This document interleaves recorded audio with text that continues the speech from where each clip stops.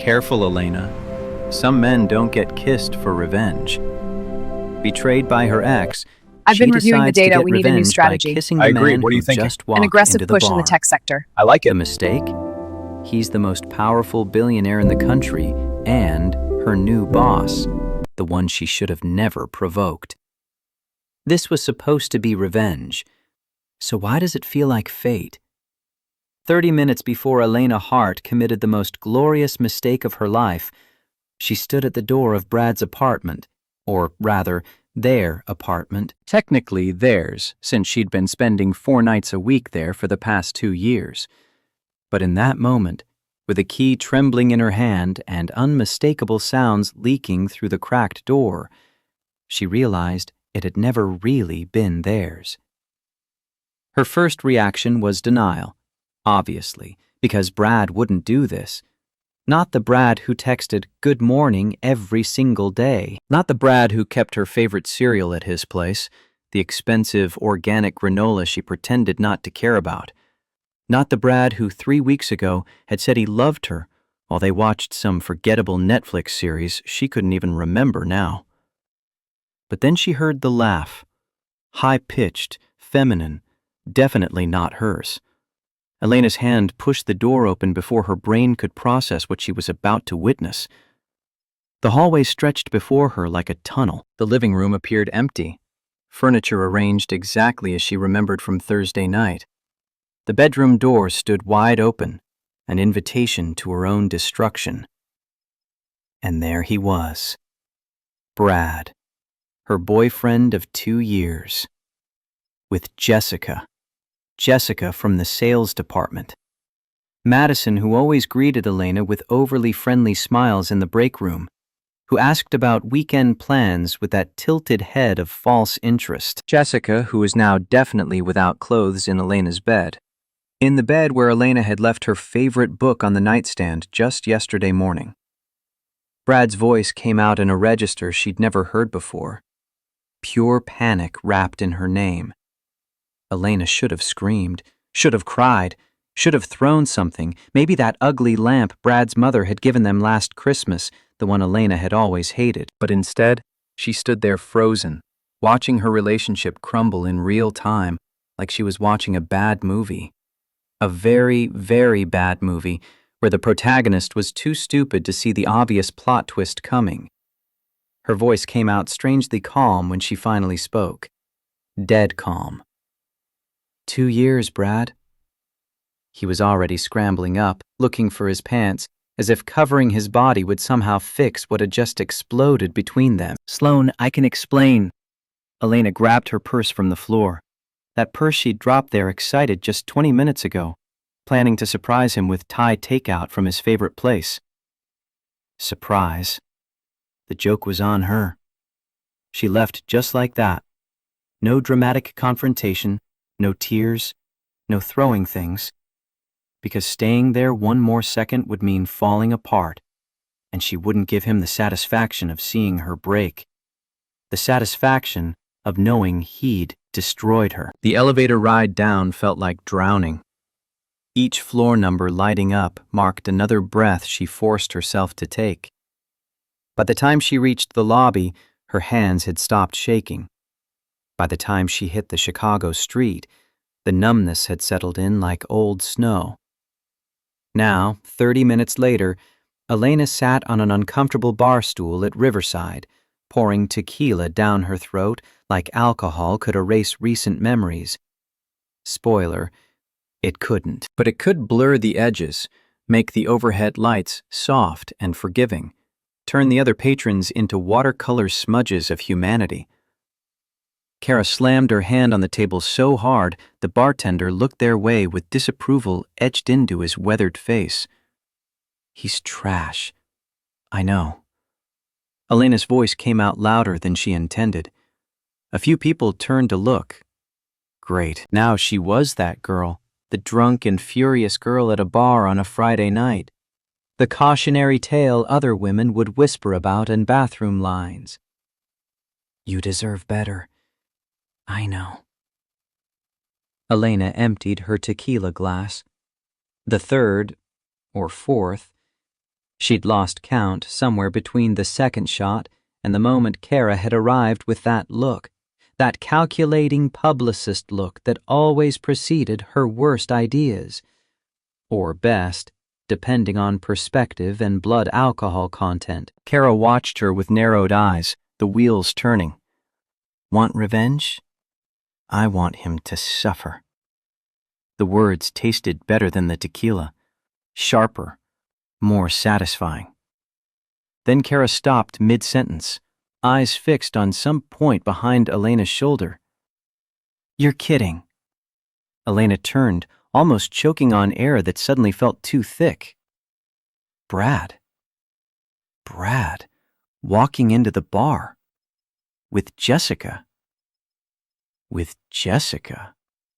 This man's audacity had no limits. This man who'd cried during Toy Story 3, who'd once driven 40 minutes to bring her soup when she was sick, who'd just been inside another woman in their bed. This man had the nerve to bring his mistress to Elena's neighborhood bar. Her voice came out in a high-pitched screech that definitely wasn't attractive. You're kidding. Brad saw her. Of course he saw her. Elena was practically vibrating with radioactive fury, impossible not to notice. And the idiot had the nerve to approach, Jessica trailing behind like a confused puppy. Sloane, can we talk? We have nothing to... Elena started, but Brad cut her off. Please, it was a mistake. Madison doesn't mean anything. He said this with Jessica literally standing next to him, her face crumpling in real-time offense. Tyler. Elena looked at Jessica with a calm she didn't know she possessed. Borrowed calm. Tequila calm. You don't mean anything to me either. Barr tried to grab Elena's hand. She pulled back like he was radioactive waste. Sloane, I love you. Loved. Past tense. But Brad didn't give up. Brad never gave up when his ego was wounded, when his comfortable life was threatened. You'll forgive me. You always do. Not this time. Of course you will. His conviction was stunning, absolute. You need me. Elena felt the anger come back then. Not the cold numbness from the apartment, but something hot and violent and clarifying. Need you? Yes, the certainty in his voice. You can't do it alone. You're not strong enough. You never have been. That's when Elena had the worst idea of her life, or the best. The jury was still deliberating. Her eyes scanned the bar, searching for anything she could use as ammunition in this war Brad had started. And then she saw him, alone in the corner booth, drinking whiskey with the casual elegance of someone who'd been born holding crystal. A suit that probably cost more than Elena's rent, more than her car payment, possibly more than both combined. A jawline that looked like it had been sculpted by Michelangelo during an inspired fit of genius. Elena stood before the rational part of her brain could intervene. Molly, hold my purse. What are you... Something stupid or brilliant? I'll decide later. Her feet moved with purpose. Her heart was beating so loud it drowned out the bar music, drowned out Kara's protest, drowned out every reasonable thought screaming at her to stop. And when she got close to him, when she was inches from that absurdly attractive stranger, she didn't even think. Didn't hesitate. Didn't second guess. She grabbed his suit, expensive fabric, definitely expensive, the kind that felt like sin under her fingers. He turned, surprised, mouth opening to speak. What? Elena pulled hard and kissed him. Kissed a complete stranger, a man whose name she didn't know, whose face she'd barely glimpsed, whose life she knew nothing about. For 3 seconds that felt like hours, he stayed still, shocked, probably processing the fact that a crazy woman had just assaulted him with her lips in the middle of a Chicago bar on a Friday night. But then something changed. His hands, large and warm and surprisingly gentle, landed on her waist. Pure instinct. And he kissed her back. Joined in like this was choreographed, like they'd done this 1,000 times before. The kiss deepened, became urgent and real, and so different from the polite and predictable kisses she'd shared with Brad for 2 years. This was fire, gasoline, spontaneous combustion that threatened to burn down everything around them. When Elena pulled away, breathless and dizzy, her brain finally caught up with her actions. She looked at him for the first time, really looked. Intense brown eyes studied her with a mixture of amusement and interest that made her stomach do things stomachs probably shouldn't do. Gorgeous. Absurdly, unfairly, devastatingly gorgeous, in a way that made Brad look like a rough draft. Elena's voice came out rough, definitely because of the tequila, not because of him. Thanks. A dark eyebrow rose, aristocratic, amused. For this? Elena gestured vaguely between them, as if that explained anything, as if random women kissed him in bars all the time and he needed clarification on which specific assault she was referencing. She glanced back at Brad, who was watching everything with his mouth open, face pale, looking like someone who just witnessed a personal apocalypse. Hot satisfaction ran through Elena's veins, better than the tequila, better than anything she'd felt in months. She turned back to the stranger. Sorry, that was... But before she could finish, before she could apologize properly or run away or die of embarrassment, he pulled her back. If you're going to use me, do it right. What? He kissed her again. But this time he was in control. Hands on her face, firm but gentle, holding her like she was something precious and dangerous simultaneously. The kiss was deep, devastating, the kind that erased thoughts and rewrote definitions of what kissing could be. Elena melted, literally melted against his chest, forgetting Brad, forgetting Jessica, forgetting her own name and social security number, and every moment of her life before this one.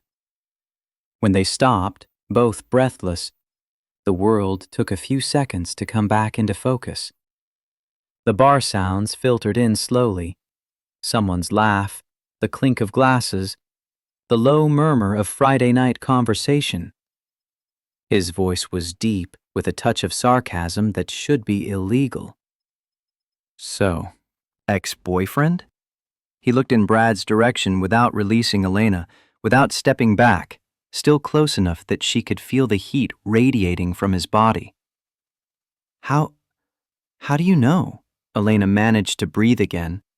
Almost. Guy over there looking like he wants to kill me. Deduction.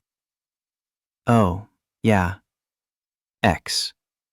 The word came easier this time, like saying it out loud made it real. Recent. Very recent. Like 40 minutes recent. He whistled softly, a sound of appreciation mixed with understanding. Fresh. And you use me for revenge. Guilt finally appeared through the tequila haze and righteous anger. Elena started, but then he smiled. A dangerous smile. The kind that had probably wreaked havoc on hearts all over Chicago, all over the country, probably. Maybe the world. Don't apologize. It was interesting. I'm Marcus. He extended his hand, formal despite the absolutely not formal context of having just had his tongue in her mouth. Since we shared saliva, Elena shook his hand, watching it swallow hers completely. Sloan. Elena. I'm Elena. Elena. He tested her name on his tongue, seeming to like the sound, the way it rolled off with that slight emphasis on the second syllable. Pretty.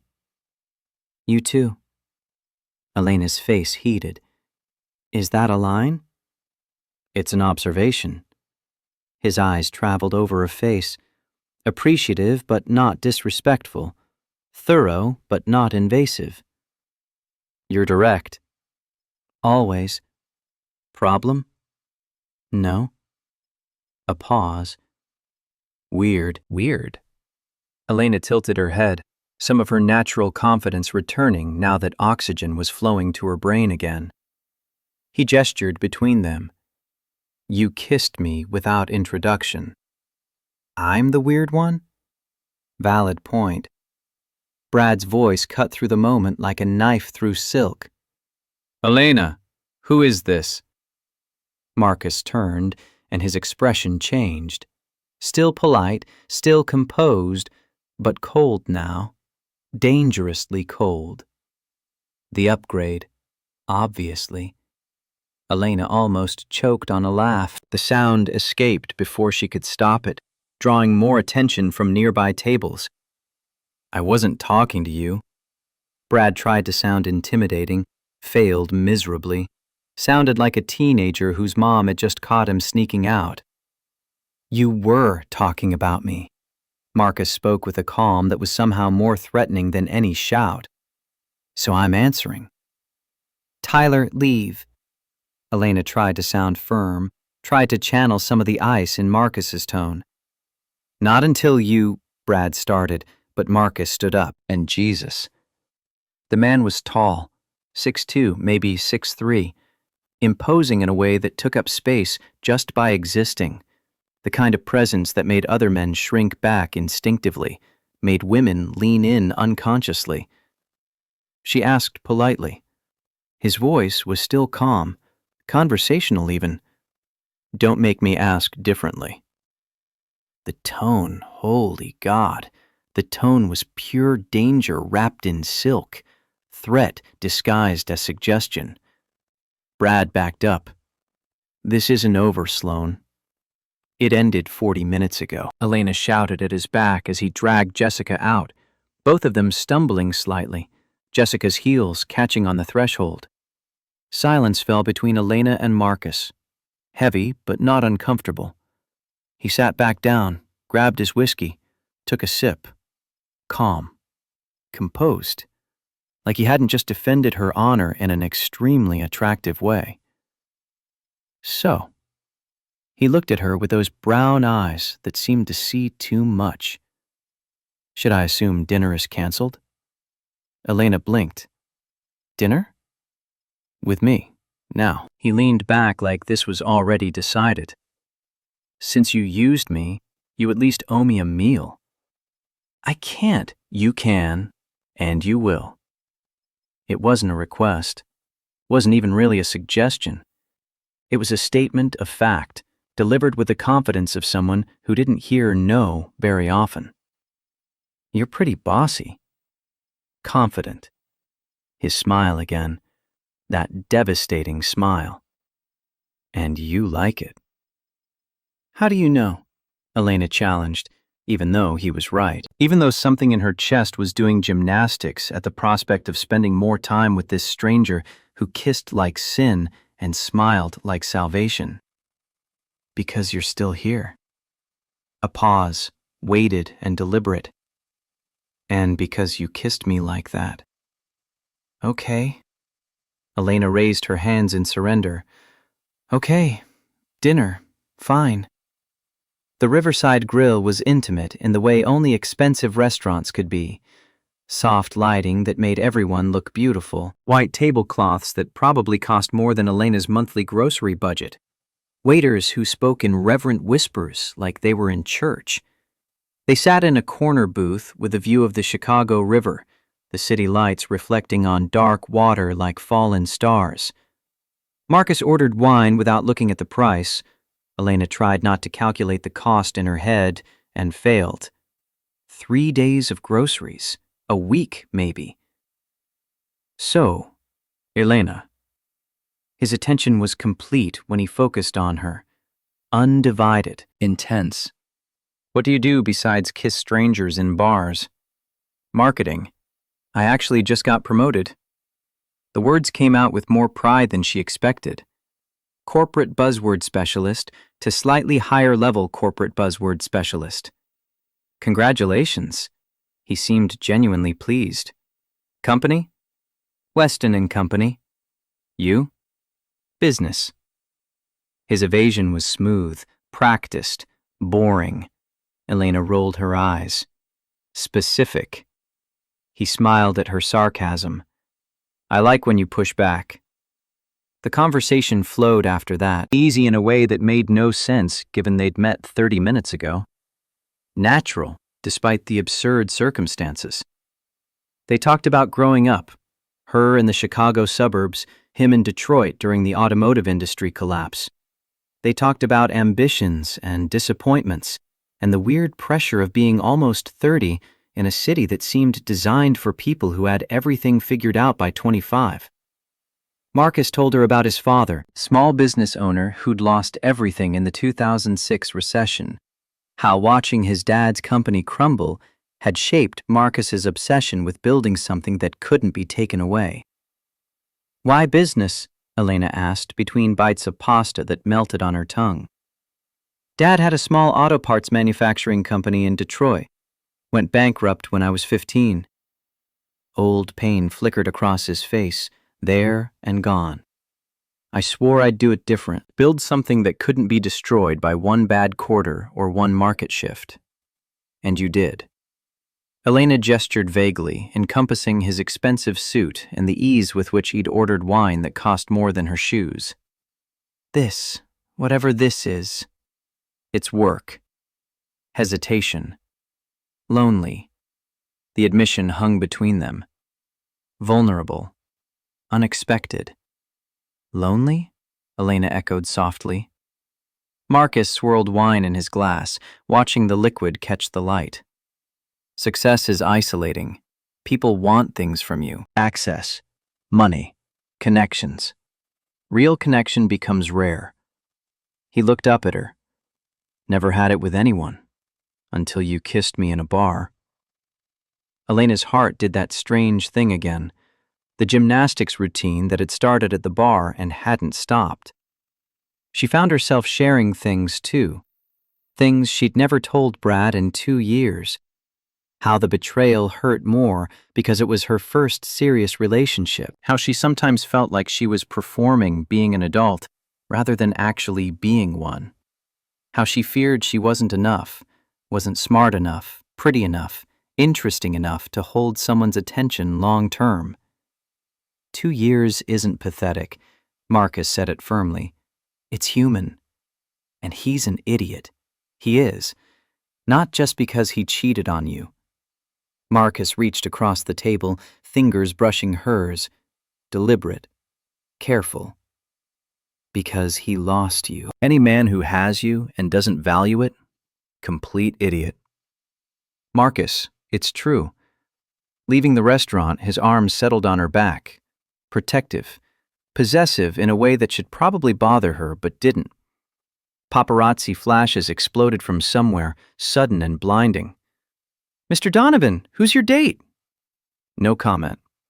Marcus guided Elena quickly to a sleek black car that probably cost more than her entire year's salary. He positioned himself between her and the cameras, human shield blocking the worst of the lights. Inside the car, with the door shut and the world muffled, Elena finally breathed. Sorry, wasn't expecting paparazzi. They follow me sometimes in Chicago. Marcus said it casually, like having photographers chase you was equivalent to having a persistent fruit fly problem. Comes with the territory. And now there are photos of us. Elena thought about Monday morning at the office. The gossip, the whispers. The office will see, so they'll talk. Marcus seemed completely unconcerned. Let them talk. The simplicity of it, the ease. Like public opinion was a coat he could shrug off whenever it became uncomfortable. He pulled up in front of Elena's building, engine off. Tense silence filled the small space, crackling with everything unsaid. Thank you for dinner. Elena's voice came out quieter than intended. Thank you for coming. For wearing that dress. For being you. Did I look good? Fishing for compliments. She knew it. didn't care. His eyes traveled over her slowly, deliberately. It was heart-stopping. The air became charged with all the teasing, all the tension from the evening culminating in this moment. Two people in a car, a choice hanging between them. Marcus. Yes? This. What we're doing. It's dangerous. I know. But you don't stop. I can't. Brutal honesty. You make me want things. What things? He leaned in. Not kissing, just close enough for her to feel the heat of him, smell his cologne, something expensive and understated. You. Always. Completely. Elena's breathing stopped, caught somewhere between her lungs and her throat. Then he kissed her forehead, long, reverent, a promise of something more, something Elena couldn't quite name. Good night, Elena. Dream of me. You always say that. The words escaped before she could think better of them, smile against her skin. Because I hope it's true. Elena got out of the car with shaky legs, watching him drive away. Black car disappearing into Chicago traffic. Alone in the elevator, her fingers touched where his lips had been. The ghost of contact still warm. It's always true. She whispered it to the emptiness, to her reflection in the mirrored walls, to no one and everyone simultaneously. Kara was waiting in Elena's apartment, having let herself in with the spare key Elena kept forgetting to take back. What did I just do? Kiss the hottest man I've ever seen. Kara was practically vibrating, and I've seen a lot of men. I'm a publicist. It's literally my job to look at men. I know. And now what? Now you wait for Monday. Kara's smile was knowing, mischievous. Why Monday? Because work doesn't wait. Neither does revenge. The weekend passed in a haze Elena would later barely remember. Netflix played unwatched. Ice cream disappeared from containers she didn't recall opening. Kara texted every 3 hours asking if Elena had stopped thinking about the hottie from the bar. The answer was no, but Elena died before admitting it, so she pretended to be busy organizing her apartment or some other convincing lie. Sunday night, the email arrived. Subject: Mandatory meeting. Monday, 9 a.m. Important announcement. Elena's stomach turned. Not because of the email itself, but because Monday meant returning to reality. Returning to the office where Brad worked, 3 floors below. The idea of running into him in the hallways made her want to fake a convincing flu. Maybe appendicitis. Something requiring hospitalization and legitimate medical documentation. Kara, of course, had theories. Text after text speculating. Layoffs, merger, new management. I'm betting on layoffs. Economy's trash. Elena hoped she was wrong. Hoped and dreaded Monday in equal measure. Monday arrived the way Mondays always arrived, cool and relentless. Elena dressed more carefully than usual, choosing her navy blazer that screamed professional and confident, even when she felt neither. Medium heels that wouldn't kill her feet by noon, but still made her legs look good. Light makeup that took 3 attempts to get right. Hair pulled into a bun that required 4 tries and 6 bobby pins to look decent. At the office, the buzz had already started. Small groups formed near the coffee machines, by the windows, in doorways. Speculation whispered in that particular tone people used when they wanted to be heard, but could claim they were being discreet. I heard they sold the company. Someone from finance. No, it's restructuring, another voice countered, equally confident in their wrongness. Elena sat at her desk, trying to look busy, while her phone buzzed with messages from Kara. Did you stop thinking about the hottie from the bar? No, Elena responded honestly this time. Not helping. 9 a.m. arrived too fast. Everyone crowded into the main auditorium, that large space with uncomfortable chairs the company used for important announcements and mandatory sexual harassment training. Freezing air conditioning, merciless fluorescent lights, palpable anxiety hanging in the air like humidity. Their CEO, Richard Weston, stepped onto the stage with that forced smile older men used when they were about to change your life without your consent. Good morning, everyone. I know you're curious, so I'll get right to the point. A dramatic pause nobody asked for. Weston and Company has been acquired. The auditorium exploded in murmurs. Elena's colleague grabbed her arm hard enough to leave a mark tomorrow. By Donovan Media Group. Richard continued, raising his hand to silence the noise. It's an excellent growth opportunity for all of us. The new CEO takes over today. Elena felt her phone buzz, probably Kara with some speculation. She ignored it. Please welcome Marcus Donovan. The side door of the stage opened, and Elena's world collapsed for the second time in 72 hours. Marcus walked onto that stage like he owned the place. Because technically, he now did. Dark gray suit that molded to his body in ways that should be illegal in professional settings. Confident posture that bordered on arrogance but somehow didn't cross the line. And when his eyes scanned the room, searching, evaluating every face present, Elena wanted to melt into her chair and disappear into the industrial carpet. But then he found her. Their gazes locked across the distance, and that small smile, almost imperceptible to anyone not looking directly at him, curved his lips, aimed exclusively at her. No. No, no, no. Please. The same voice that had whispered things about her lips 3 nights ago. Marcus Donovan. Pleasure to meet you all. No, no, no. Elena muttered it quietly, entering full panic mode. Her colleague turned. You know him? No. It came out too loud. Several people looked, including Marcus. He paused his speech, eyes still on Elena, amusement dancing in those brown depths. Any problems? He waited, clearly wanting her to say something, wanting her to say her name out loud for everyone to hear. The colleague, the traitor, answered for her. Sloane. Elena Hart.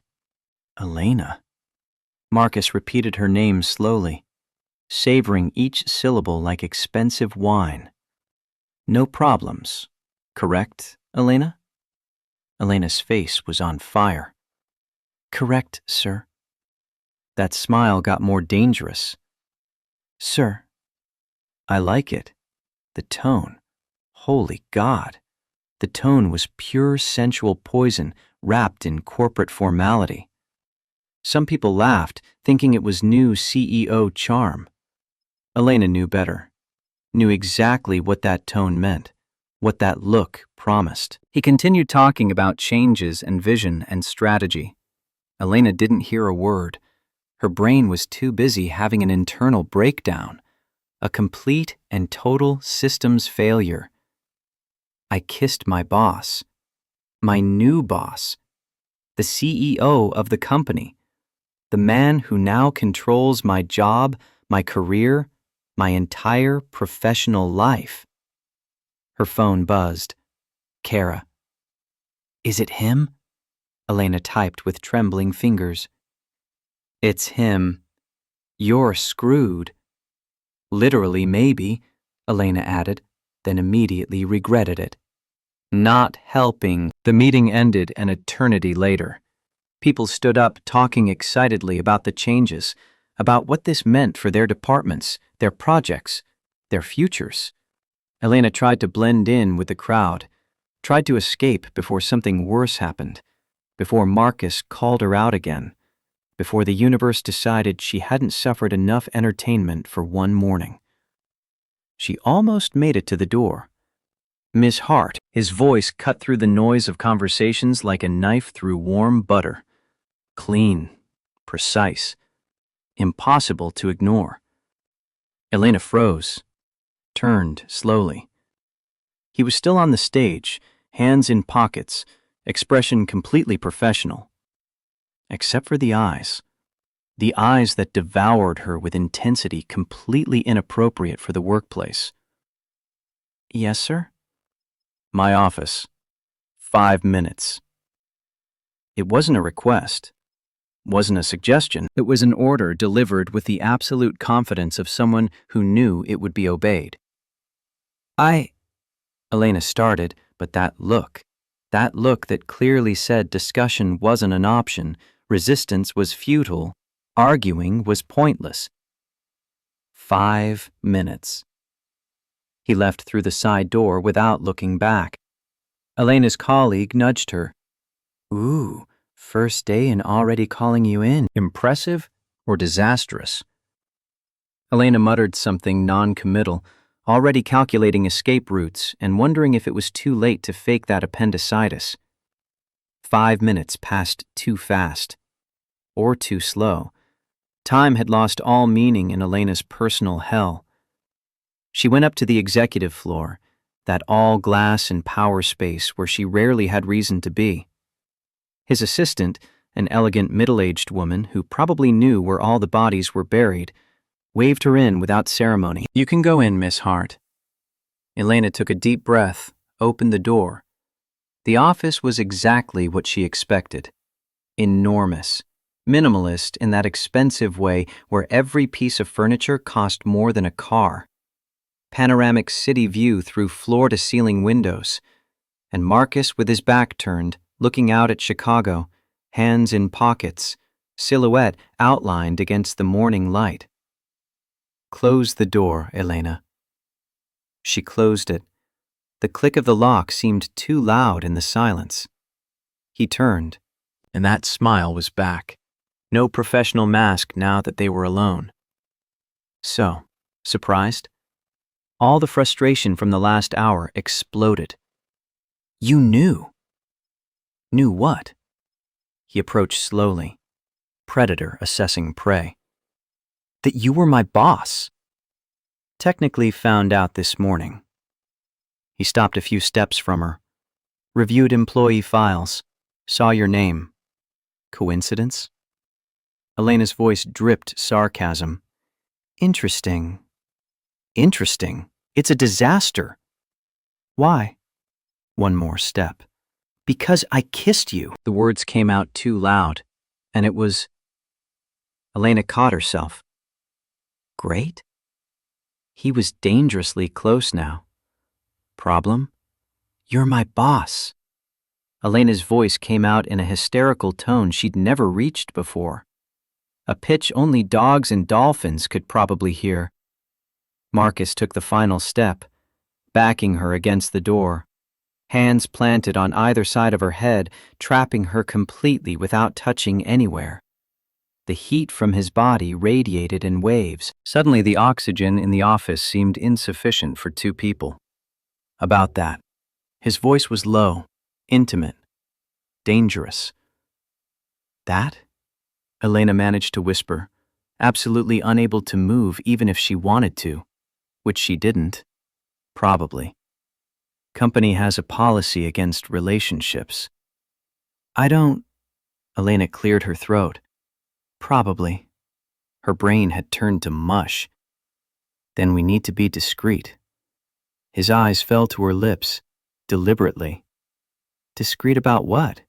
There's nothing..." "Not yet." The confidence in his voice should be illegal. Possibly was illegal in several states. "There won't be..." Elena started, but his finger under her chin lifted her face to meet his gaze. "We'll see." Elena's heart was beating so hard she was sure he could hear it. Every nerve ending in her body was on fire, and he hadn't even kissed her yet. Just looked at her like he was memorizing every detail, like he had all the time in the world, like they weren't in his office during work hours where anyone could knock at any moment. "You know, Elena." His voice was pure sin. "What?" It came out hoarse, trembling. I thought about you all weekend. You shouldn't, especially that kiss. How your lips tasted. His eyes darkened with the memory. How your body fit against mine. Stop! Elena was blushing to the roots of her hair, blushing in places she didn't know could blush. Make me. Pure challenge. Push me away. Elena's muscles refused to cooperate. She stood there, trapped between his body and the door, unable to do anything but feel. Feel the heat. Feel the tension. Feel every impossible thing happening in this moment. His smile was triumphant. That's what I thought. Then he stepped back. Casual. Easy. Like he hadn't just completely deconstructed her without even touching. He walked to the desk, sat on the edge, crossed his arms. But you're right. Work is work. It took Elena 3 seconds to find her voice. It is. Completely professional, I promise. But the way he said it, the look in his eyes, the slight smile playing at his lips. Why don't I believe you? Elena managed. That wink, that illegal wink. Because you know me well. Marcus, Elena started, but he cut her off. You can go, Miss Hart, unless you want to stay. The suggestive tone was impossible to ignore. I'm leaving. Elena left before he could provoke her more, before she did something completely stupid like kiss him again, like climbing over that desk and finishing what they'd started in the bar. She made it to the hallway before her legs started shaking. Elena. Brad's voice made her stop. Of course, because her day wasn't horrible enough, because the universe had a sick sense of humor and apparently unlimited content for Elena's personal tragicomedy. What do you want, Tyler? Elena didn't turn around. To talk. About Friday. He seemed strangely anxious, worried in a way she'd never seen him. There's nothing to talk about. Who was that guy? The one from the bar? The jealousy in his voice was almost funny. Almost. Ah, so that was it. Nobody. You kissed him, and you, Elena wheeled around, cheated. What's the difference? Elena, I love you. Mr. Harrison. Marcus's icy voice cut through the conversation like a chainsaw through paper. They both turned. He was standing a few meters back, expression professional, but eyes dangerous. Focused on Brad like a predator that had just spotted prey. Problem, Miss Hart? Brad stared at him. And you are? Marcus extended his hand. Pure power move. CEO, Marcus Donovan. Elena watched Brad pale in real time, the blood draining from his face like someone had pulled a plug. Tyler Harrison. Ah, the X. The recognition in Marcus's voice was lethal. Sales, correct? Yes, sir. Low numbers this quarter. Marcus's smile didn't reach his eyes. We need to talk later. It wasn't a threat. It was a promise. A guarantee of future unpleasantness. Sir, Brad stammered. You can go. Marcus didn't raise his voice. Didn't need to. Brad practically ran. Elena was left alone with Marcus in the empty hallway. Alone, but not. Cameras in corners. Colleagues probably watching from office windows. You didn't need to do that. I did. He was bothering you. And you checked his numbers? I check everyone's. A pause. Deliberate. Coincidence his are problematic. You're protective. His eyes met hers. Naked honesty in them. When it matters. You matter.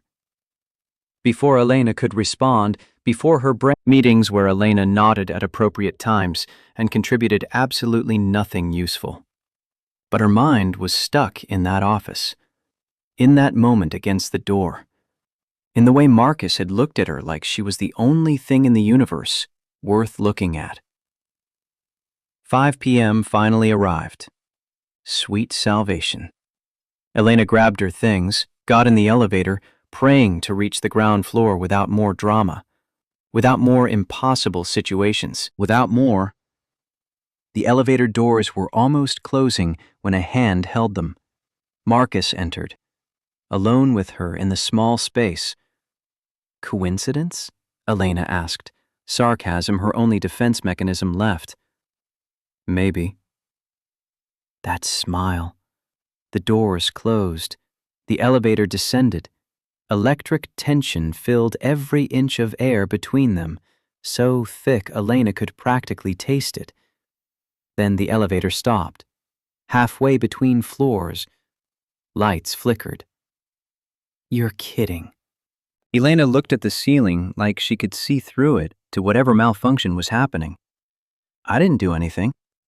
Marcus raised his hands in surrender, but he was smiling. The lights came back.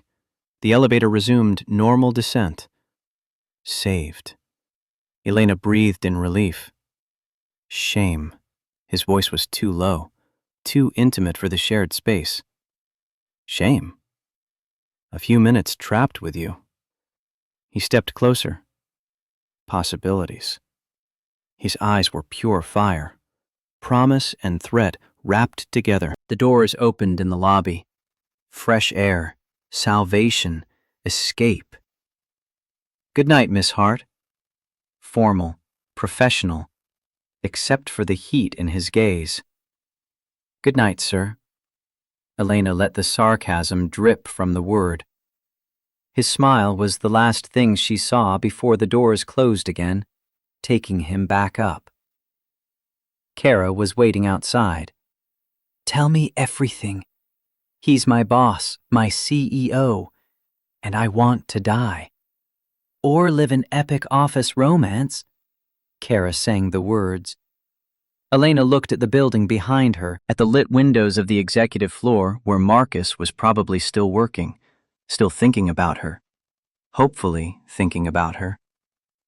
This is going to go so wrong. Or so right. Kara's smile was knowing. Elena really hoped she was right. Tuesday arrived with a department meeting Elena didn't know she needed to fear. The conference room was packed when she walked in. Every marketing manager present, steaming coffees clutched like lifelines, expectations hanging in the air thick enough to choke on. Marcus hadn't arrived yet. Elena forced herself to stare at her pen like it was the most fascinating object on the planet.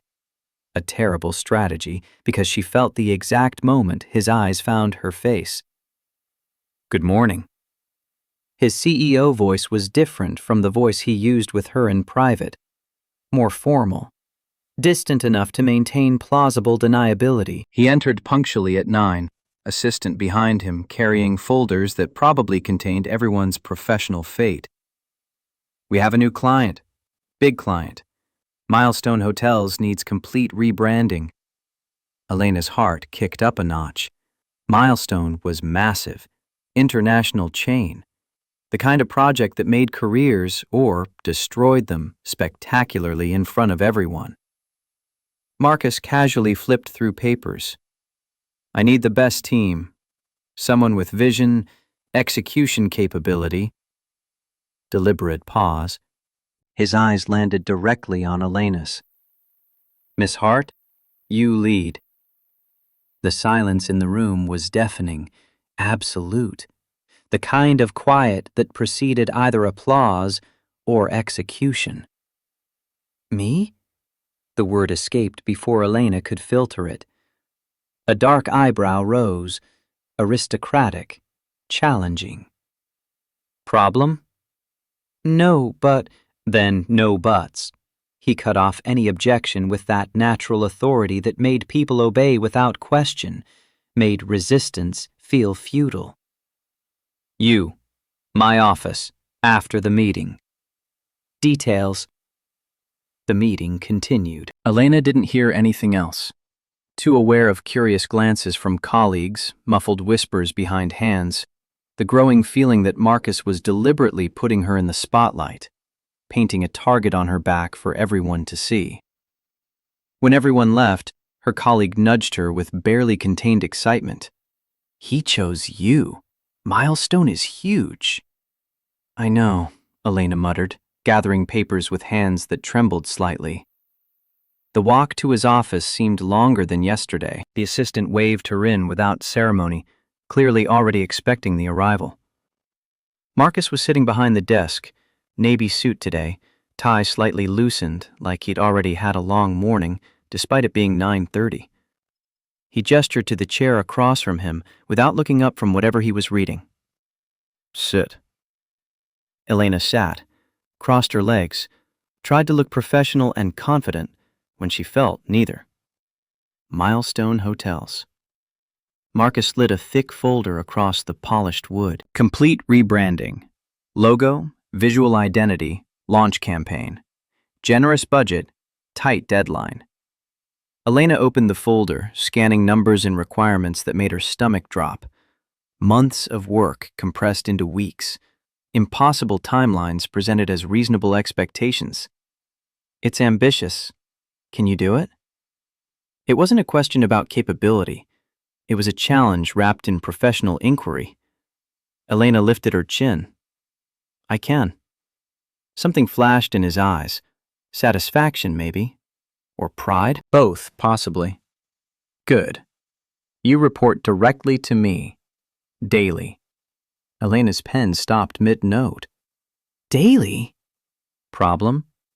That tone again. The one that carried insinuation wrapped in innocence, suggestion disguised as standard business practice. "No, sir." Marcus leaned back in his chair, slow smile curving his lips. Predatory. "I love when you call me that." "Marcus." Elena's face burned hot enough to light cigarettes. "Elena." He mimicked her warning tone perfectly, clearly enjoying himself immensely. She took a deep breath, trying to recover some sense of professionalism. "The project. Details are all there?" He stood, walked around the desk with that predatory grace that made Elena's stomach flip. "But you know, working together is going to be interesting." Elena tracked his movement with her eyes as he approached, stopping behind her chair. Every muscle went on alert. Why? His hands landed on the back of the chair, on either side of her head, trapping her without touching. She felt the heat radiating from him, the smell of expensive cologne, the proximity that stole oxygen from the room. "Because I'll see you." His voice was low, intimate, dangerously close to her ear. "Every day. And remember." Elena's breathing became irregular, shallow. "Remember what?" How those lips tasted. The words were a warm whisper against her skin. Shivers ran down her spine like electricity through water.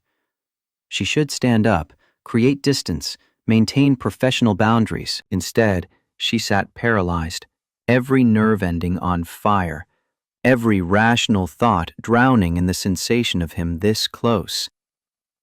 Then he stepped away. Casual. Easy. Returning to his side of the desk like he hadn't just completely deconstructed her without touching at all. "Project materials on your desk tomorrow morning." It took Elena 3 seconds to recover her voice. "Right. Thank you." "You're welcome, Miss Hart." Formal again. But his eyes told a different story. Wrote entire novels Elena wasn't ready to read yet. She left that office with shaky legs and renewed determination to maintain professional distance, no matter how much he provoked her. That determination lasted exactly 4 hours.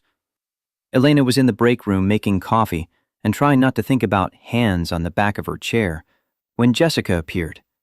She looked nervous, hands clutching a folder to her chest like a shield against incoming fire. Elena, we need to talk. Elena turned, already tired of this conversation before it started. We have nothing. About Brad and you. Jessica spoke quickly, like she feared losing courage. There is no Brad in me. But you're with that man from the bar. Her eyes gleamed with something between curiosity and accusation. Judgment wrapped in concern. That's none of your... Because Brad is destroyed. Jessica's voice rose, emotion leaking around the edges. He loves you. Something inside Elena snapped. Clean break. Good. He should be. Maybe then he'll learn not to cheat. You're selfish. Jessica's composure cracked. He made a mistake. He cheated on me with you. Elena's voice echoed in the break room, drawing attention from the hallway. With you? And you think he loves me? That he loves you, Jessica? Wake up. Ms. Hart? The icy voice cut through their argument like a knife through warm flesh. They both froze. Marcus was standing in the doorway, cold CEO expression Elena rarely saw, dangerous eyes focused on Jessica with an intensity that could strip paint. Yes, sir? Elena's voice came out surprisingly firm. Meeting now? Obvious lie, but Jessica didn't know that. Then he looked at Jessica, assessing, judging, finding her wanting. And you are? Jessica Chen, HR. She was pale now, realizing who she'd just been arguing in front of. Ah, the friend of Mr. Harrison. The way he said friend made the word sound dirty, contaminated. Work is work. Personal drama stays outside. Understood? Yes, sir. Good. Ms. Hart, come. Elena followed Marcus down the hallway to an empty conference room. He closed the door, expression softening immediately. There was no meeting. Elena stated the obvious. I know. Then why? He turned to her, serious now, rare vulnerability crossing his face. Because she was bothering you. You don't always have to save me. I do. The intensity in his voice stopped her. I can't stand seeing someone upset you. Elena's heart did something strange in her chest. Skipped beats, rewrote rhythms. Why? Hesitation, rare for him. Long pause before answering. Because I care. Time stopped. Air got thick with meaning, heavy with implications neither of them were quite ready to name. All the teasing, all the tension suddenly seemed less important than those two simple words. You care? Elena repeated it softly, testing the weight. Apparently. He ran a hand through his hair. Frustrated gesture, annoying but real. Elena didn't know what to say, so she said nothing. Just watched this powerful man admit something that clearly bothered him, clearly made him uncomfortable in ways that business deals and corporate acquisitions never could. Late that afternoon, Elena returned to his office for project review. She spread presentations across the conference table, talking about color palettes and brand strategies, while Marcus was too distracted to be useful. His attention kept drifting from the materials to her face. Are you listening? Elena asked after he didn't answer her third question. Every word. Then what did I say about the color palette? Long pause. That it looks beautiful. Like you. I didn't talk about me. Elena threw a crumpled paper at him. He caught it with quick reflexes, laughing. That genuine laugh that transformed his entire face, made him look years younger, made the CEO mask slip completely. Something shifted in the air between them. Less provocation, more real. They reached for the same folder simultaneously. Fingers brushed. Electricity ran up Elena's arm like lightning through copper wire. Gazes locked, held. Elena. His voice was serious now. No sarcasm, no teasing. Yes? This between us. It's not going away. It wasn't a question. It was a statement of fact. Observation of reality neither could deny anymore. What? Attraction? Chemistry? Elena's heart was racing, betraying her attempt at casual dismissal. Whatever it is. He didn't let go of her hand. It's not fading. It has to. You're my boss. What if I wasn't? But you are. Tense silence filled the space between them, heavy with possibility. I can transfer you. Different department, senior manager, raise.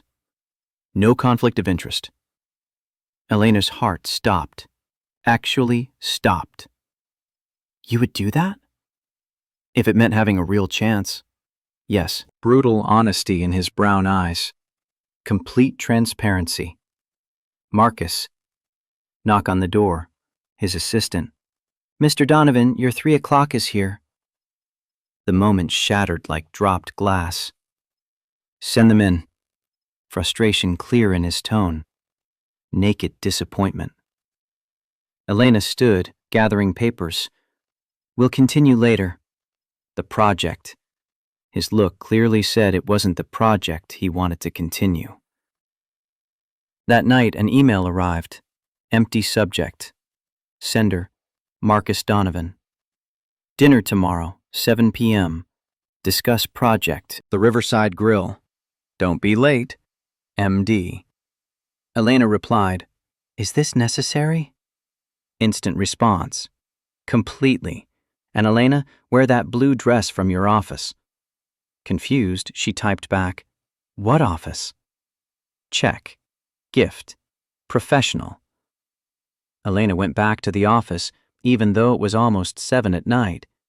Security waved her through with barely concealed curiosity. A large box sat on her desk, elegant wrapping that screamed expensive in every fold, every ribbon.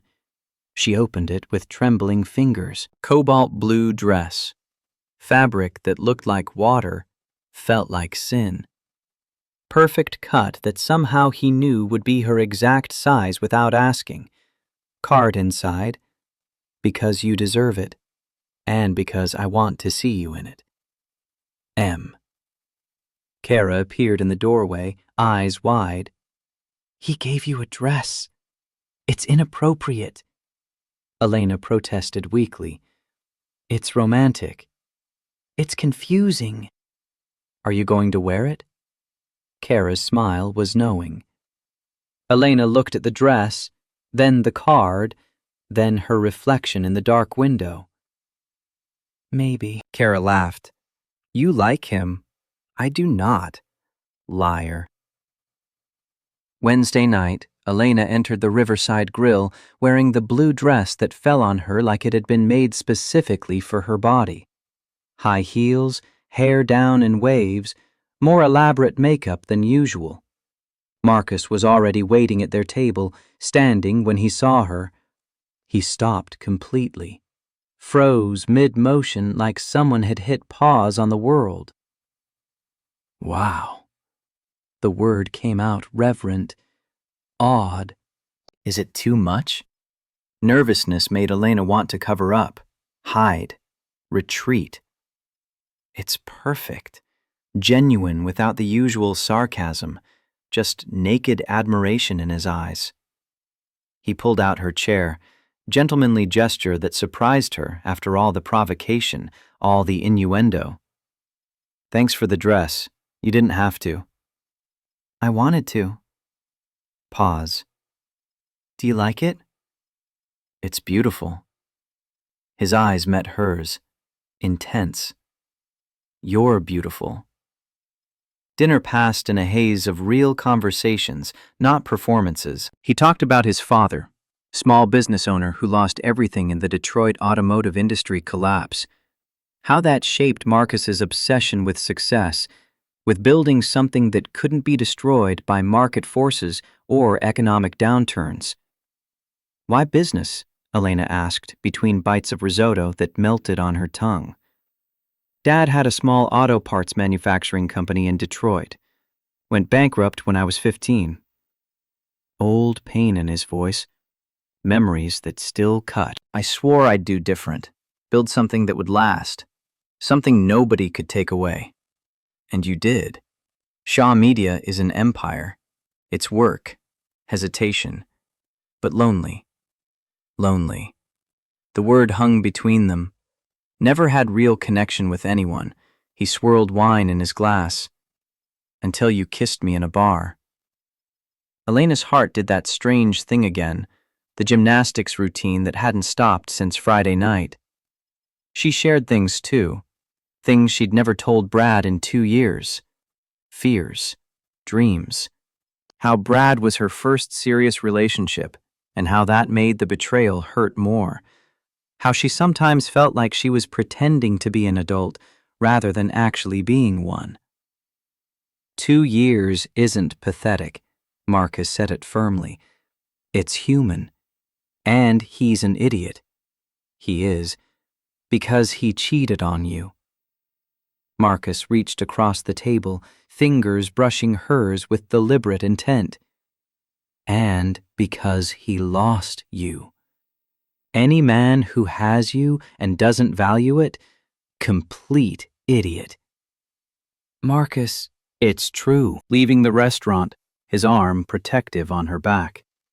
Paparazzi flashes exploded from somewhere nearby. "Mr. Shaw, who's your date?" No comment. He guided Elena quickly to the car, positioning himself as human shield between her and cameras. Inside the car, with the door shut and safety of closed space, Elena breathed. "Sorry, wasn't expecting paparazzi. They follow me sometimes in Chicago." Comes with the territory. "And now there are photos of us. The office will see." "So they'll talk?" He didn't seem the least bit worried. Let them talk.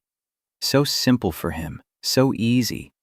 Like public opinion was weather, something that happened around you but didn't touch the core.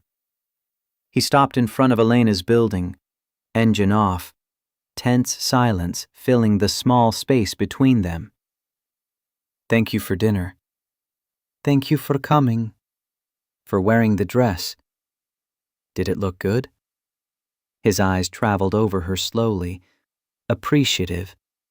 It was heart-stopping. The air became charged with all the teasing, all the tension culminating in this moment, everything that had been building since that first kiss in the bar. "Marcus." "Yes?" "This. What we're doing. It's dangerous." "I know. But you don't stop." Brutal honesty. No games anymore. "I can't. You make me want things." "What things?" Elena's voice barely above a whisper. He leaned in. "Not kissing. Just close enough for her to feel the heat radiating from his skin. You. Always. Completely." Elena's breathing stopped somewhere between her lungs and throat. Then he kissed her forehead. Long, reverent, promise of something more, something bigger than either of them alone. "Good night, Elena. Dream of me." "You always say that." Smile against her skin. "Because I hope it's true." Elena got out of the car with shaky legs, watching him drive away. Alone in the elevator, fingers touched where his lips had been. "It's always true." She whispered it to the emptiness, to her reflection in mirrored walls, to the universe that kept throwing them together despite every reason they should stay apart. Thursday dawned with Elena's phone exploding in notifications. Never a good sign.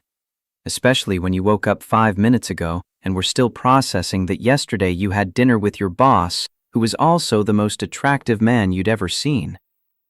The first message was from Kara. link and 3 wide-eyed emojis. Elena clicked. CEO Marcus Donovan.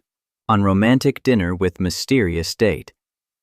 The photo was too good, too professional. Capturing the exact moment, Marcus looked at Elena from across the table with that expression that made her stomach flip. Her hand in his on the table, blue dress shining under restaurant lights. They looked like one of those annoyingly perfect magazine couples, the kind that made single people feel inadequate. Who is the mysterious woman who captured the attention of the city's most coveted bachelor? Elena groaned loudly, burying her face in her pillow like that could erase the internet. More messages arrived, coworkers tagging her, asking if it was her in the photo, some with heart emojis, others with question marks, all clearly too entertained by Elena's accidental love life. Kara called before Elena could fully process. "You're famous, and he's in love." "He's not," Elena tried to protest. "Look at his face in the photo. The man is melted, absolutely gone." Elena looked at the photo again. That expression on his face, soft and intense simultaneously, looking at her like nothing else existed in that crowded restaurant, like she was the only thing worth looking at in the entire city. The office was worse, much worse, because apparently everyone in Chicago had seen the photos. Everyone had opinions. Everyone wanted to confirm if it was really her with the billionaire CEO who'd just bought their company. "Elena, is that you in the photos?" her colleague practically shouted when she walked in. It was a work dinner. The lie came out automatic, desperate. Doesn't look like work," another colleague laughed, showing the photo on his phone where Marcus was holding her hand in a definitely not professional way. It was the Milestone Project. Elena's phone buzzed. Temporary salvation. Message from Kara. "You're famous. Take advantage. Marry him. Have beautiful babies. Not helping. I'm being realistic. Look at you two. Chemistry." The morning dragged in a mixture of curious looks, poorly disguised whispers, and Elena's growing desire to hide under her desk until everyone forgot she existed. Noon. Email arrived. "My office. Now. MD." Of course, because her day wasn't chaotic enough. Elena went up with legs that felt like lead, knocked on his office door harder than necessary. "Come in." Marcus was standing near the window, gray suit today, hands in pockets, expression unreadable when he turned to her. "About the photos."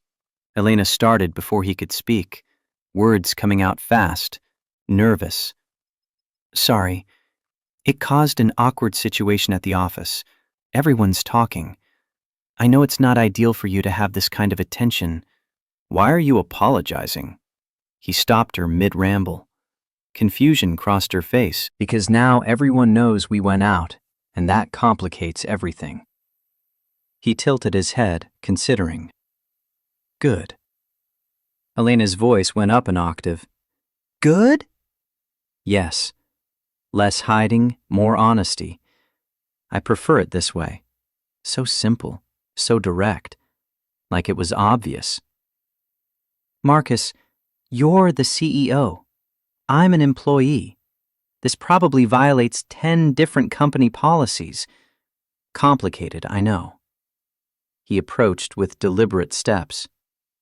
"But Elena, I don't care anymore." Elena backed up until her back hit the door. "You should care. Your reputation. Transfer goes through today." He spoke like he was commenting on the weather, too casual for the bomb he just dropped. "What?" "You. Different department. Senior manager. Considerable salary increase. No conflict of interest. Clean and official." He stopped in front of her. Too close. Heat radiating from him in waves. "You can't just decide that alone." "I can. And I did. Already approved with HR this morning. Paperwork is being processed. You start Monday. Absolute determination in his brown eyes. No room for argument. But I didn't ask, because I want to do this right. He cut off her objection, voice lowering, becoming intimate. This. This what? Elena's heart beat erratically. Us. The word hung between them. Simple, direct, loaded with meaning impossible to ignore. Us? It came out whispered, incredulous. Yes, if you want. No pressure. But I want to try. For real. Not hidden, not complicated by hierarchy. Rare vulnerability crossed his face. Just us. Before Elena could respond, before her brain could process that Marcus Donovan was basically asking her to be his girlfriend in his office during work hours, knocks on the door interrupted. Marcus, darling. The feminine voice was confident, American, but with that particular New England accent that screamed old money and private schools. Marcus closed his eyes briefly, expression changing to something between irritation and resignation. The door opened, pushed by a woman who looked like she'd walked straight off a magazine cover. Dark blonde hair, sleek and perfect in that way that required a team of professionals. Perfect skin, body that defied physics, dress that cost more than Elena's car. The unmistakable air of Boston society, yacht clubs, and trust funds. Victoria. The name came out cold from Marcus's lips. What are you doing here? She tried to hug him. He pulled away, subtle but definitive, leaving her arms falling empty. I saw the photos. You? Dating? Impossible. She laughed, crystalline sound that probably charmed men on 3 continents. My Marcus doesn't date. He doesn't do relationships. Then she noticed Elena, dark eyes assessing her from head to toe with poorly disguised disdain. Oh, and you are? Elena Hart. Elena lifted her chin, refusing to be intimidated. Ah. The sound was condescending, superior. Boston Brahmin looking down at the commoner, the temporary one. Something burned in Elena's chest, hot and sharp. Excuse me? Victoria turned to Marcus, ignoring Elena's presence completely. Marcus always has phases, little obsessions that pass quickly. None last. How long did the last one last? She pretended to think. 3 weeks? Victoria. Enough. His voice was dangerous now, control slipping. It's true, just stating facts. She turned back to Elena with sharp smile. I'm just warning you before you get hurt. I've been there. I know. He doesn't know how to love. Never has. He was raised in the business world, not emotions. The words pierced deeper than they should have, touching fears Elena had barely admitted to herself. So she did the only thing her pride allowed. She left. Excuse me, Elena, wait! Marcus's voice behind her. But Elena didn't stop, didn't look back, just walked fast until she found the stairs, taking them 2 at a time. The roof was her secret hideout, discovered weeks ago when she needed to escape. Fresh air hit her face as she leaned against the parapet, trying to organize chaotic thoughts. Temporary. The word echoed, mixing with all her insecurities about Brad, about not being enough, about being disposable. Elena. She turned, finding Marcus standing in the roof doorway, hair disheveled like he'd run his hands through it several times, tie crooked, breathing irregular from running upstairs. How did you find me? Someone saw you go up. He approached slowly, careful, like she might run again. About Victoria. Is she right? The words came out before Elena could filter them. About you not lasting, having phases, women being temporary. She forced her voice to stay firm, strong.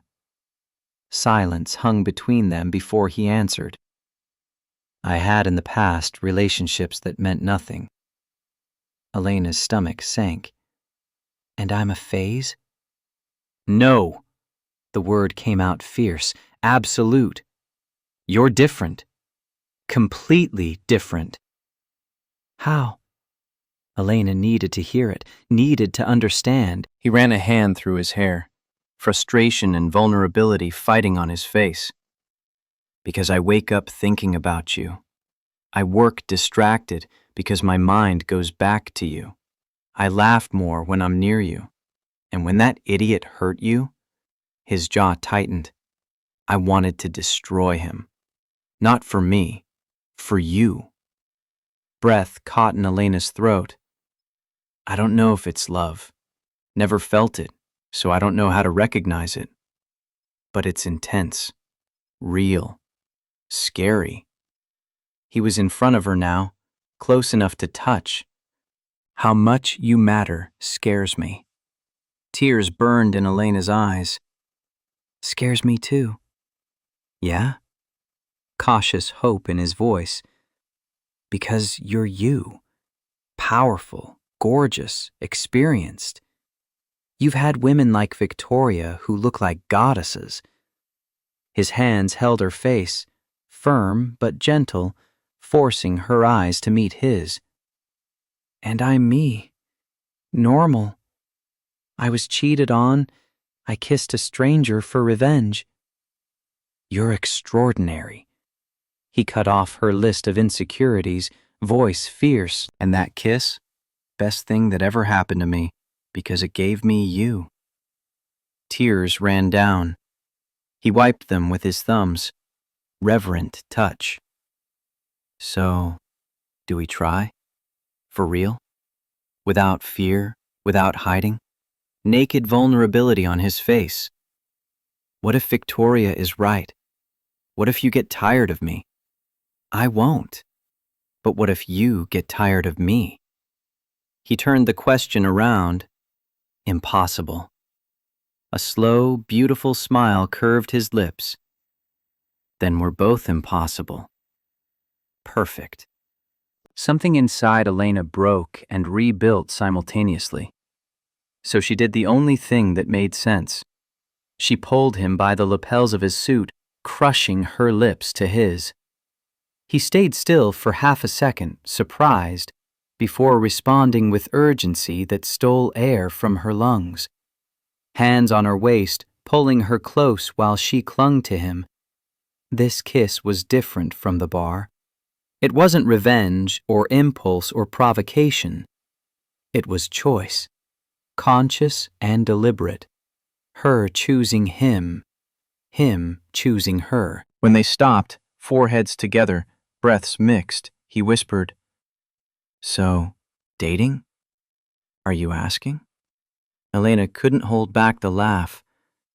Yes, politely, like a civilized man. But he was smiling. Yes, dating, officially. She sealed it with a quick kiss. Good, because I was prepared to beg. Confession thrown out casually. You beg? His eyes met hers, serious again. For you? Anything. End of day, a general meeting was called. Everyone confused, speculating, casting curious looks at Elena while she tried to look smaller in her chair.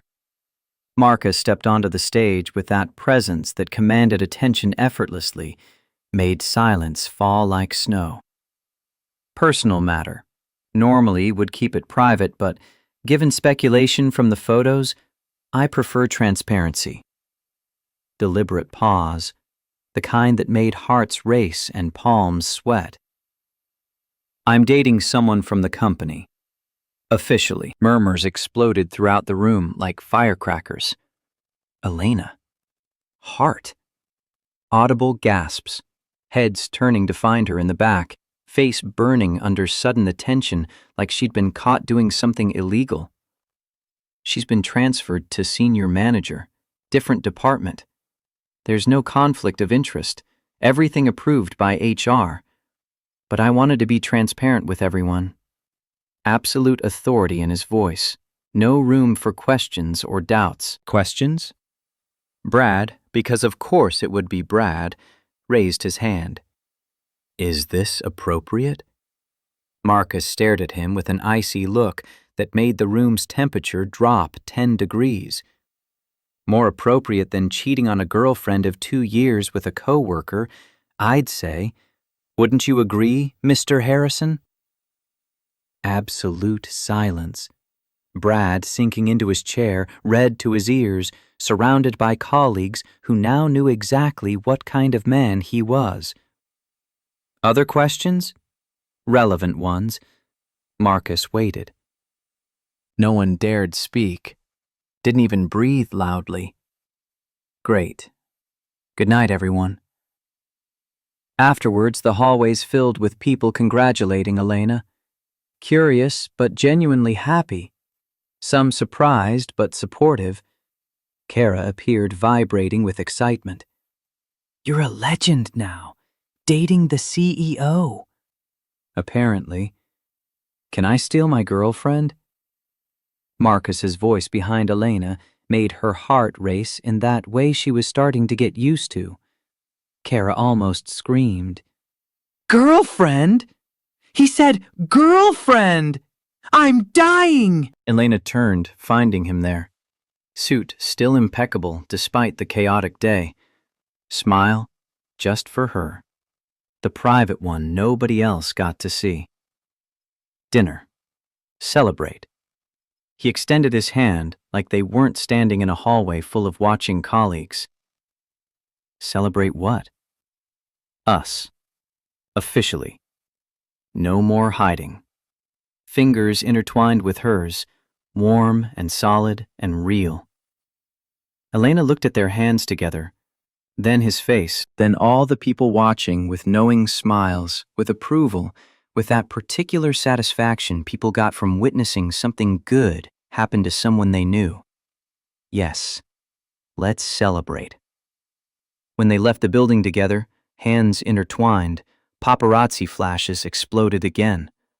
But this time Marcus didn't care, didn't hide her, just smiled and pulled her to the car, to dinner, to the beginning of something neither of them had planned, but both wanted desperately. 4 weeks passed in a blur of happiness Elena didn't know was possible to feel.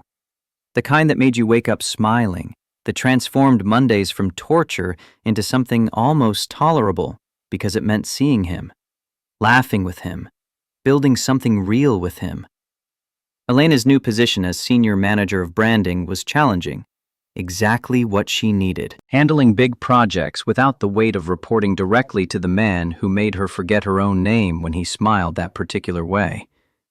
Marcus continued being CEO, but less obsessed with work, leaving at reasonable times at least 3 times a week, which according to Julian, his best friend and COO, was a miracle worthy of historical documentation. They established a routine.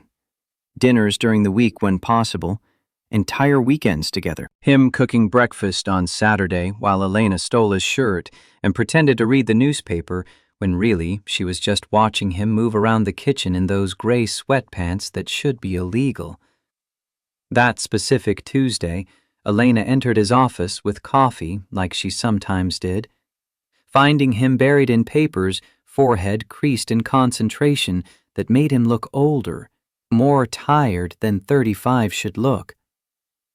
What's this for? He looked up, surprise softening the tension minds. You look tired. A 6 a.m. meeting isn't human. Elena placed the coffee in front of him. Before he could protest, he pulled her onto his lap. Quick movement that made her giggle, made the corporate setting disappear for a moment. Marcus, someone might see. Doors locked. And frankly, I don't care anymore. He kissed her neck, light, teasing.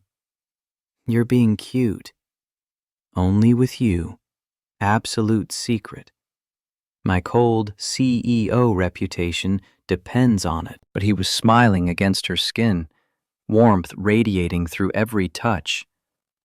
The happiness lasted until Thursday, when everything collapsed like a house of cards in a windstorm. An anonymous email arrived to the entire board, copy to Elena included. Empty subject, devastating content. Accusations that her promotion was favoritism, that Marcus used his position to benefit her, that their relationship was a conflict of interest from the beginning. Dirty insinuations wrapped in corporate language, poison disguised as concern. Elena's stomach turned, reading each line, each word chosen to hurt, to destroy. Not just her career, but Marcus's reputation, the company's stability, everything they'd built together. An emergency meeting was called, directors questioning Marcus with cold politeness that hid clear judgment, sharp knives concealed in velvet gloves. Her transfer, considering the subsequent relationship, the appearance is problematic. The financial director spoke with a neutral voice that cut like razors. Marcus was controlled, dangerously controlled. That calm that preceded storms, that quiet before violence erupted. Miss Hart was evaluated by an independent committee. 3 senior managers reviewed her qualifications. Unanimous approval. I didn't even participate in the final decision. But the appearance, Mr. Donovan, perception matters. Perception. Something dangerous entered his voice. She earned that position with exceptional work. The timeline is documented. The transfer was approved before we officially started dating. But you already had mutual interest, which didn't influence her professional evaluation in any way. Each word came out clipped, precise, sharp enough to draw blood. Elena found out everything later. Julian telling her with somber expression, genuine concern in his eyes, and guilt swallowed her whole. Because Marcus was defending her honor, her competence, when maybe it would be easier for him if she simply didn't exist in the equation, if she disappeared like morning fog under sunlight. She found him in his office, end of day, exhaustion marked on his face, tie completely loosened now, hair messy from running hands through it repeatedly. The cost of fighting visible in every line of his body. Maybe I should leave. The words came out before Elena could filter them, before reason could stop her mouth from forming the shape of her fears. He stood so fast, the chair almost tipped over. What? No. I'm causing problems for you, for the company. You're not. Some coward is trying to sabotage. It's different. Frustration leaking in every syllable, desperation hidden beneath anger. But if I leave, the problem ends. And us? Does that end too? Pain crossed his face like lightning across a dark sky. It's not about us, Elena tried to explain, desperate for him to understand, desperate for him to see she was trying to protect him. It is. You want to run again. Accusation in his voice, sharp and cutting. I want to protect you, your reputation, your company. I don't need protection. I need you. He was in front of her now, hands on her shoulders, gripped tight enough to leave marks tomorrow. You promised to try, and at the first real difficulty, you run. I'm not running. You are, like you did with Brad when it got hard, when it demanded a fight. You leave.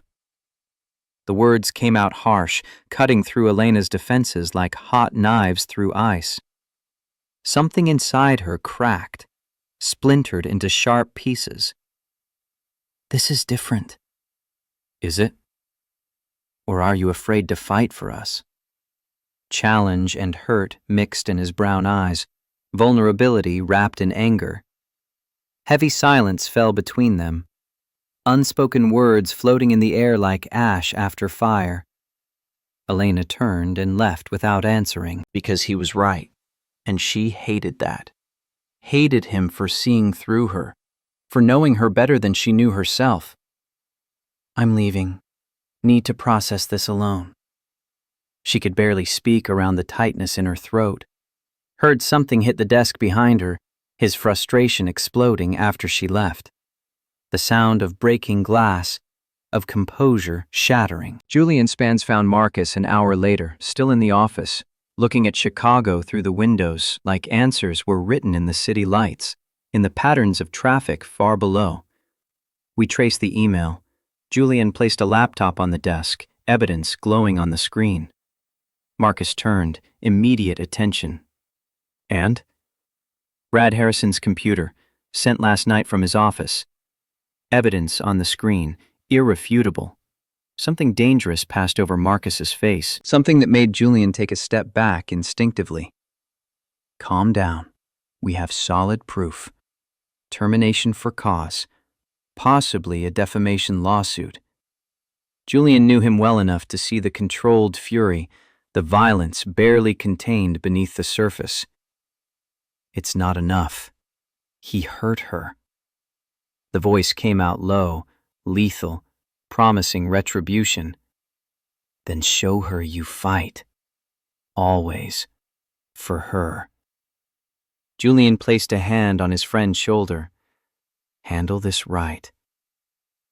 Next morning, Brad was called to Marcus's office. Security present. HR witnesses.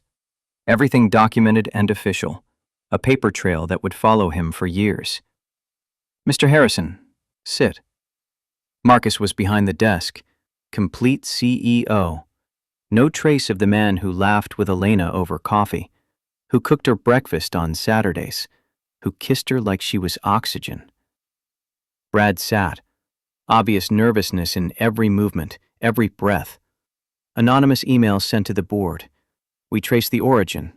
Your computer. Anything to say? Direct.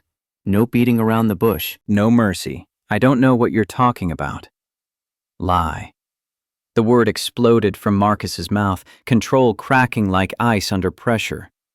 You defamed an exemplary employee, sabotaged company operations. Why? Brad crumbled under the weight of the look, under the pressure of truth demanding acknowledgement. Because she chose you. Destroyed my life, my relationship. You destroyed your life. By cheating. By being mediocre at everything you do. Marcus stood, imposing. Dangerous in that way powerful men became when someone threatened what they loved. She was never yours, and if you dare talk about her again. Tense silence before he continued, controlled again, but voice icy enough to freeze blood. Fired for cause. Negative references, and a defamation lawsuit is being prepared by the lawyers. Brad left escorted by security, completely destroyed. Life in ruins. Career over. Marcus stayed alone in the office. Empty victory, because the person who mattered wasn't there to see it, wasn't there to know he'd fought for her, wasn't there to understand how much she meant. 10 at night. Insistent knocking on Elena's apartment door pulled her from the couch where she was buried in self-pity and ice cream. She opened it, finding Marcus there, still in suit but completely undone, tie missing, shirt wrinkled, eyes tired but determined in a way that made her chest ache. Marcus, can I come in? Elena opened the way silently, stepping aside to let him enter her small apartment that suddenly felt even smaller with him in it. He entered, stood in the middle of the living room like he didn't know where to start, how to begin the conversation they both knew needed to happen. Brad was fired. Solid evidence. He sent the email. Lawsuit is underway. The words came out technical, professional, like he was reporting quarterly earnings instead of fighting a war for their future. Thanks for handling it. Elena's voice was small, broken. Don't thank me. I did it for us. Pause. Elena, I'm sorry. Surprise made her really look at him, past the exhaustion to the vulnerability underneath. For what? For yelling, for saying you run, for comparing you to Brad. genuine remorse on his face, in the slump of his shoulders. You were right. The admission hurt coming out, tasted like copper and shame. What? I run. I've always run when it gets hard. It's a horrible defense mechanism I developed. Elena sat on the couch. He sat close, but not touching, respecting space even now. Brad cheated and I thought it was my fault, that I wasn't enough. Tears burned behind her eyes, threatening to fall. Logically, I know it was his choice, but emotionally, it still hurts to think I wasn't good enough for him to be faithful. Elena, and when it started between us, I thought it would happen again, that you'd realize I'm not special, that there are women like Victoria who are objectively better. The words poured out now. Dam broken, flood unleashed. And when that email came out, when it caused problems for you, I thought it would be easier if I disappeared, because then you wouldn't have to choose between me and everything else. He held her face, forcing her eyes to meet his, absolute intensity in his brown gaze, in the way his hands trembled slightly against her skin. Because I love you. The world stopped. Time froze. Everything narrowed to those 3 words. You what? Incredulous whisper barely audible above the sound of her racing heart. I love you. Completely. Irrevocably. In a way that scares and excites me simultaneously. Naked vulnerability on his face. No mask, no protection, just raw honesty laid bare. Marcus, let me finish, please. Elena nodded, unable to speak, barely able to breathe. I've never said this to anyone.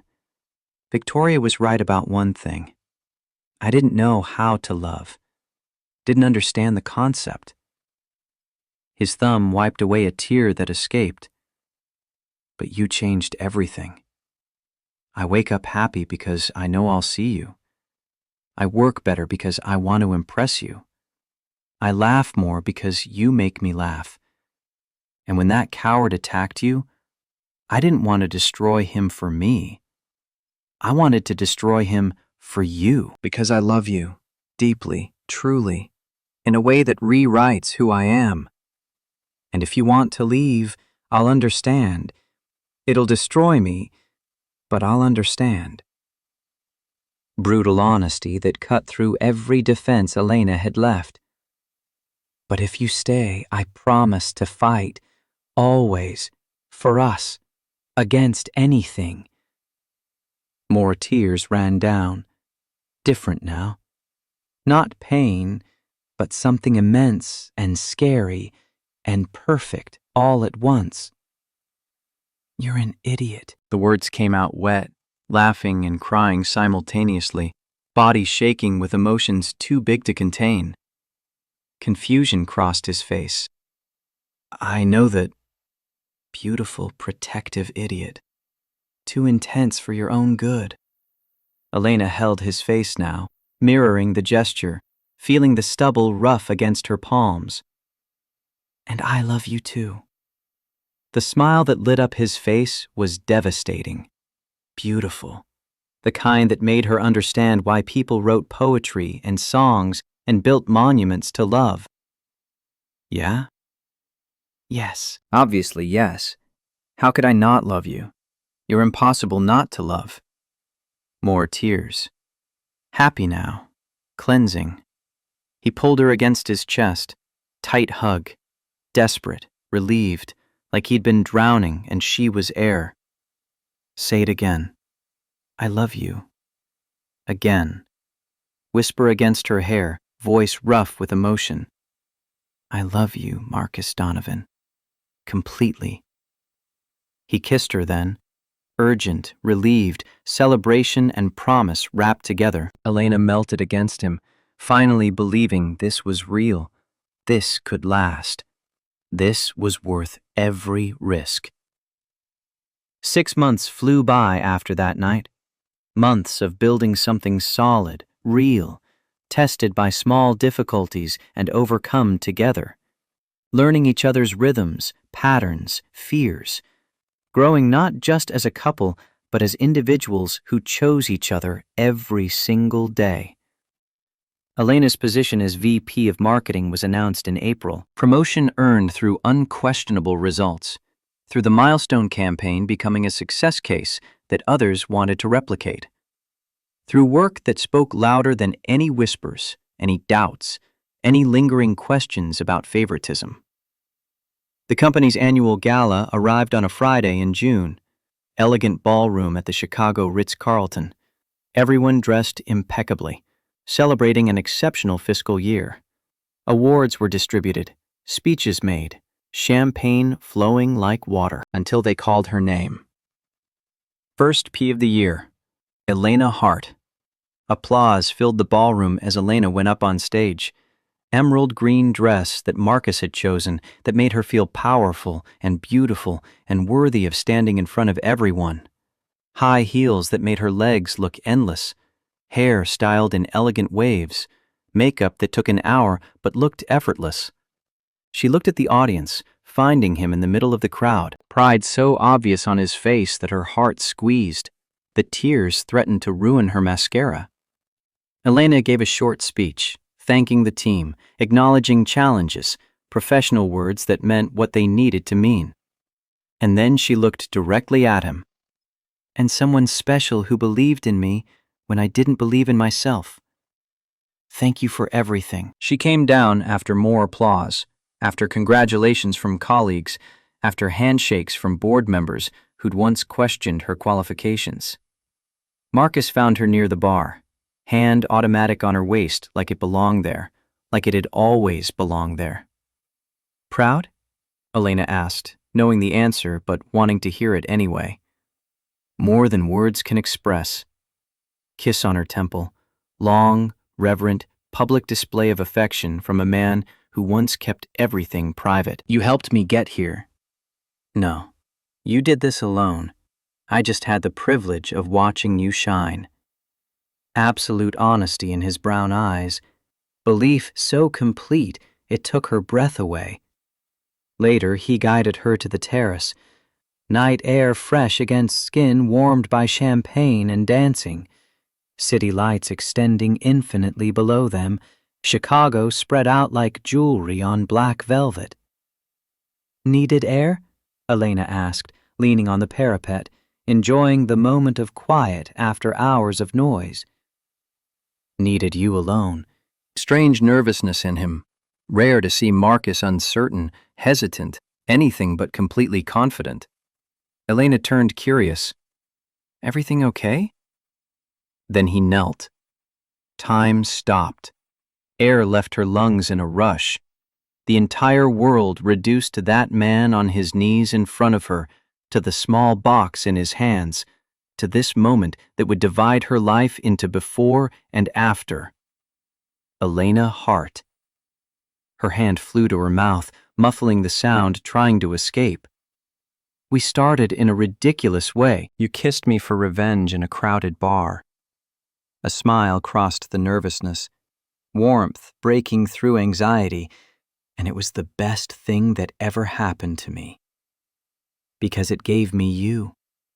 Whole, real, imperfect, and absolutely perfect for me. He opened the box. Ring shining under soft terrace lights, under stars barely visible through Chicago's light pollution. You taught me to love, made me want to be better, gave me a reason to wake up smiling. So marry me. Build a life with me. Grow old with me. Vulnerability and certainty mixed in his voice, in his eyes, in the way his hands held the box steady despite everything. Please. Tears were already running down, laughing and crying simultaneously, body unable to decide which emotion to prioritize. This is public again. Prefer private? I can redo it.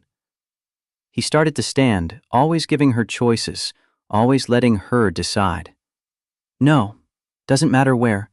The answer is yes. Elena threw her arms around him, almost knocking them both over. He stood, spinning her, laughing that free way he reserved just for her, kissing her under applause from people who'd come out to see, who'd witnessed the proposal, who shared in their joy. Ring slid on her finger. Perfect fit. Like everything with him, unexpected but exactly right. Mrs. Donovan. He tested the words, smiled at how they sounded. Not yet. But soon. Not soon enough. 1 year after the night that changed everything, they went back. That bar, Riverside. That place where impulse and revenge transformed into something impossible and perfect. They sat in the same booth where he'd been that Friday night, where fate had decided to intervene in the form of one impulsive kiss. Here. Elena's voice was soft, nostalgic, full of wonder at how far they'd come. Here, he echoed, hand finding hers on the table, wedding ring catching the light. Where it all started. Where I attacked you with a desperate kiss. Best attack I ever suffered. Playful smile. The one that still made her stomach flip after a year of marriage. And I'm thankful every day. Happy? Elena asked, knowing the answer, loving to hear it, needing the reassurance that still sometimes felt too good to be true. More than I imagined possible. Married to a sarcastic workaholic who steals my shirts. Gentle teasing, affection wrapped in humor. Especially because of that. Elena squeezed his hand, feeling the wedding ring match to hers. I love you, Mrs. Donovan. Every time he said her married name, her heart warmed like sun-soaked stone. I love you, Mr. Donovan. Infinitely. You know what I think? What? Elena leaned in, enjoying this, enjoying them, enjoying the life they'd built from chaos. You should kiss more strangers. Clearly effective strategy. What? Feigned indignation, laugh escaping despite her best efforts. His laugh filled the space between them, rich and genuine and perfect. Kidding. This one is already permanently taken. Taken. Owned. Completely yours. A kiss sealed the promise, sweet and right, and full of everything they'd survived to get here. The bartender, same one from a year ago, still working Friday nights, shook his head, smiling with that particular knowing look bartenders developed after years of witnessing human drama. You two again? They laughed together, answering in unison, always. Elena looked at the ring on her finger, thinking about the journey. Betrayal that led to revenge. Revenge that led to a kiss that led to her boss becoming her boyfriend, becoming her fiancé, becoming her husband. All the pain and fear and doubt that had brought them to this moment, to this booth, to this life they'd chosen together. Marcus watched her with that expression from the restaurant photo, the one that went viral, the one that showed the world how he looked at her when he thought nobody was watching. What are you thinking? That I'm glad Brad cheated? Shock crossed his face, eyebrows shooting up. What? Because if he hadn't, I wouldn't have kissed you. Understanding dawned, smile grew. So you're saying Brad did me a favor? The only one he ever did. For anyone. Final exchange. The one that would become their story. The one they'd tell their children someday. Thank you for finding me that night. Thank you for kissing me. Thank you for kissing me back. Always. Together. Unified. Complete. The end. Because sometimes, the best love stories start with the worst reasons. Revenge transforms into destiny, and strangers in bars become forever. Not because it was easy, Not because it was simple, but because two people decided that what they found was worth fighting for, worth risking everything for, worth choosing again and again and again.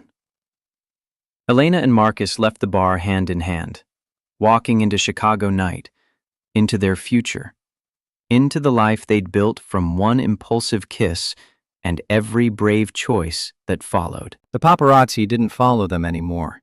The novelty had worn off, their love story old news in a city that moved too fast to remember yesterday's headlines.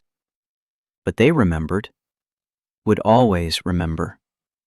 The moment everything changed, the kiss that became a lifetime, the stranger who became home. In a city of millions, they'd found each other in the most unlikely way. And that made it perfect. Made it theirs. Made it the kind of story people told when they wanted to believe in fate, in second chances, in the possibility that sometimes the worst moments led to the best outcomes. Marcus opened the car door for her, always the gentleman despite everything.